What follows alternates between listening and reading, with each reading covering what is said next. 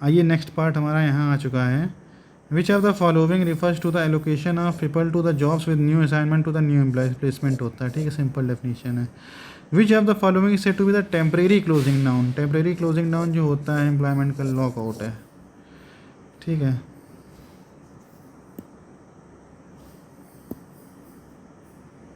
इसके बाद हम लोग इसमें आएंगे temporary closing down. In relation to the employees in any schedule employment the minimum wages have been fixed on the basis of COLA बोलते हैं इसको, cost of living index number, national commission first 1966 में आया था।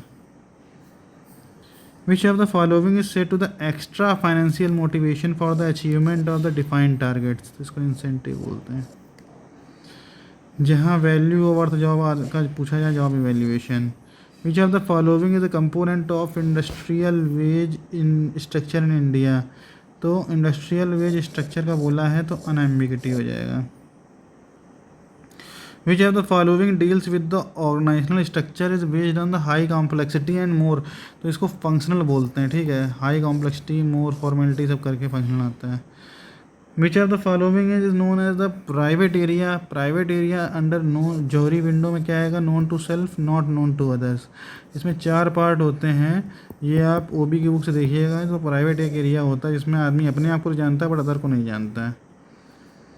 इसके बाद which of the following is said to be the expulsion of the contents of pregnant uterus at any period prior to और during the 26 week, तो इसमें क्या कहते हैं, इसको मिसकैरेज बोलते हैं, ठीक है, इसको मिसकैरेज बोलते हैं।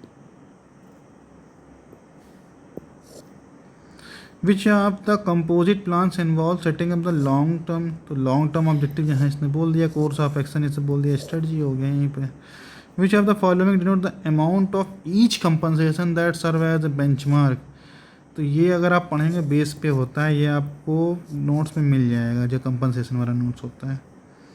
Which of the following is issued to an employee as a notice that provides an opportunity to explain conduct, तो ये आपका इशू ऑफ चार्जशीट सबसे पहले करते हैं, ठीक है। Which of the following benefits have been provided under the ESIC, तो मेडिकल बेनिफिट होता है, सिकनेस बेनिफिट होता है, कैश बेनिफिट होता है, फ्यूनरल बेनिफिट होता है, मैटर्निटी बेनिफिट होता है, बट ये सब नहीं होता है।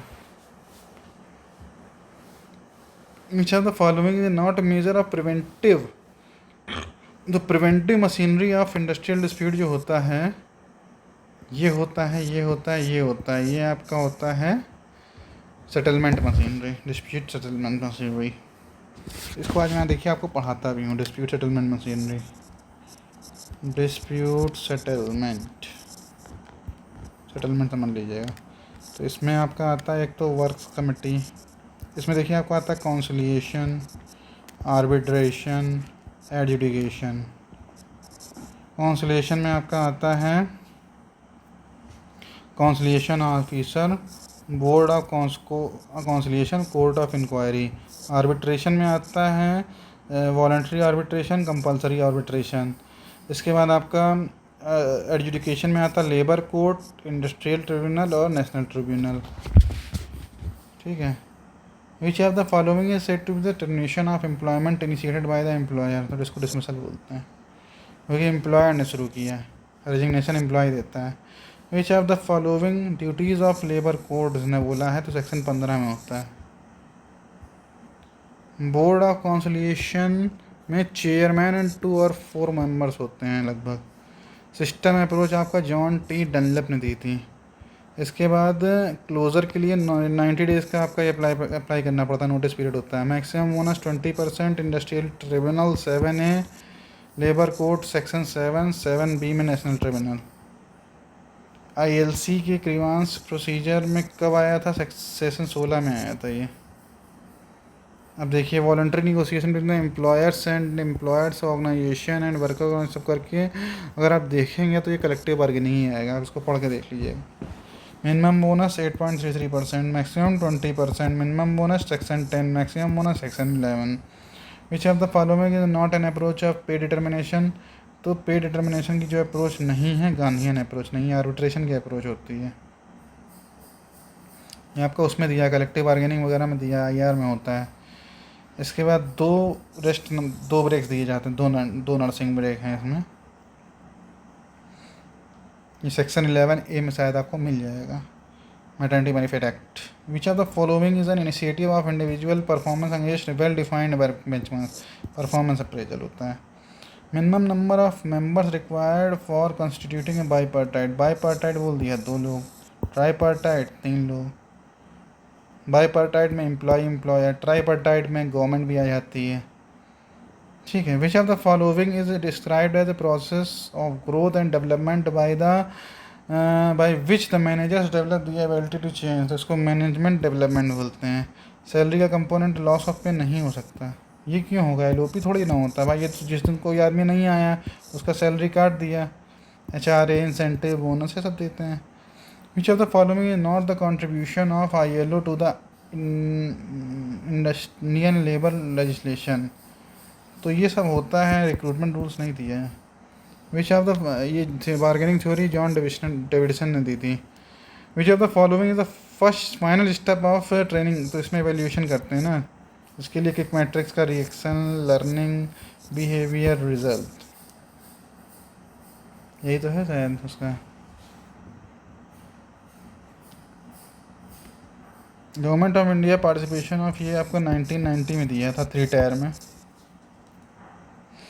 Which of the following is one of the levels of training evaluation. तो ये देखिए, reaction, learning, behaviour. Diagrammatic presentation of amount learned in the relation to time is called the learning curve. क्योंकि इसने ये बोला ना, diagrammatic representation of the amount learned in relation to time.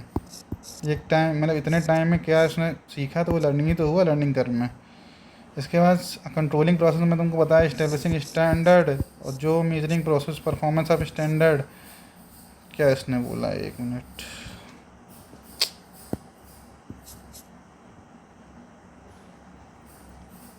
कहाँ बोला है इसने। हाँ, मतलब स्टैंडर्ड इसने इस्टेब्लिश किया, फिर मेजरिंग करो, फिर करेक्टिव एक्शन लेना है। What are the final steps of the action to be taken under disciplinary action. तो आज इसमें टर्मिनेट कर देते हैं ना। Which of the following is set to be necessary for structured questionnaire that requires to rate workers towards particular job. तो इसको बोलते हैं स्ट्रक्चर्ड क्वेश्चनायर्स को बोलते हैं job inventory. Which of the following deals with the provisions of supervisory and coordinating skills. तो supervisory training बहुत ज़रूरी है। अब इसमें 192वां क्वेश्चन है। Which of the following measures the availability of accurate statistical information, और इसको वेस्ट सर्वे बोलते हैं, ठीक है। Which of the following is conducted by organisation to collect information about pay practices और गोइंग रेट ऑफ पे। तो पे सर्वे इसको बोलते हैं, ठीक है। बाकी नहीं हो सकता है ना, इसलिए देखो। इसके बाद minimum requirement of the membership for registration, section 9A में दिया हुआ, पढ़ देना। ये 1 जनवरी 2002 में इसमें कुछ अमेंडमेंट हुआ था, वो भी देख लेना, बहुत इंपॉर्टेंट है, कुछ ऐसा कुछ है 2002 में। विच ऑफ द फॉलोइंग सेक्शंस। तो जो उसमें 2OO आता है रिट्रेंचमेंट में, 2K आता है ले ऑफ में, 2P सेटलमेंट होता है, ठीक है। Which of the following is not a determinant of wages for purpose of wage structure. तो determinant of wages for purpose of wage, तो डिज़ायर एंड वांट नहीं होगा, बाकी सब कुछ लग रहा है ना तुमको ही हो सकता है। इसके बाद हम लोग पहले करेंगे इसमें से 200वां क्वेश्चन करते हैं। Which of the following provisions is laid under the section 3 में fixing of minimum rates of wages है, ठीक है। Which of the following specifies the performance goal that an individual and manager identify together. तो इसको MBO बोलते हैं, management by objective, ठीक है। सेक्शन किस सेक्शन में ये दिया गया है कि binding effect of settlement under the ID act होगा, ठीक है। तो ये कॉन्सिलिएशन का ही है, सेक्शन 18(1) में दिया हुआ है। अब एक सबसे इम्पोर्टेंट क्वेश्चन ये आया है कि रूम एक्सपेक्टेंसी थ्योरी क्या होती है। तो आप लोग कमेंट में लिख के बताइएगा कि रूम एक्सपेक्टेंसी थ्योरी किसने दी है और इसमें क्या क्या होता है, इसके 3 एलिमेंट क्या क्या होते हैं, ठीक है। Which of the following motivational theory suggest that people are motivated to reach a goal if they think that the goal is valuable and possible to reach. देखिए बाकी ये नहीं हो सकता, मैकडोनाल्ड भी नहीं हो सकती, ठीक है। और इसमें हर्जबर्ग 2 फैक्टर थ्योरी तो हो नहीं सकती, इसमें हाइजीन फैक्टर होता है और मोटिवेशनल फैक्टर होता है। और मैकडोनाल्ड की तुम्हारा ERG थ्योरी होती है, एग्जिस्टेंस ग्रोथ, वो भी नहीं होगी, लेकिन ये हो सकती है, ठीक है। तो अब हम लोग इस वीडियो को फिनिश करते हैं।